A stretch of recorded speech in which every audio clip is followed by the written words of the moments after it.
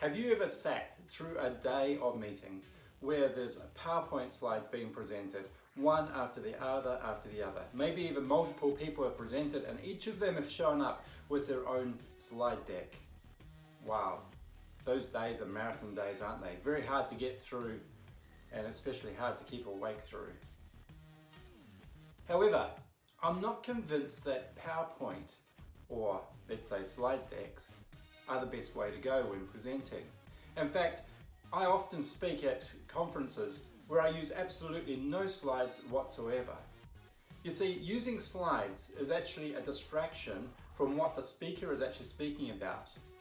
Now, I'm told that men can't do more than one thing at once, and I'm not convinced that many people actually can. So when you put a slide on the screen, then it's a distraction, and the audience gets distracted and they're not actually listening to what you're saying.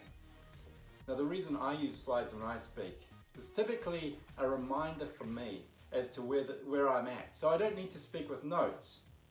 So a slide for me will have maybe a picture on it.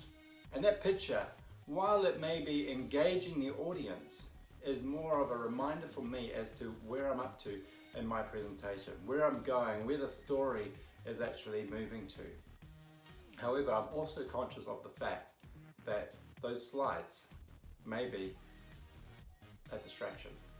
In fact, they are. I was talking to somebody yesterday and he was sharing a bit of advice with me, and one of the things he said was only show something on the screen when you want to refer to it, as in the screen should be blank, completely blank, all the way through the rest of the presentation. For example, if I've got a statistic that I want to show, or a series of statistics and I want to present a graph, for instance, well, then it's time to put that on the screen. Refer to that. Even pause and take a break and just be quiet for a while people look at that particular piece of information you've put up there. But once you're done, take it back down.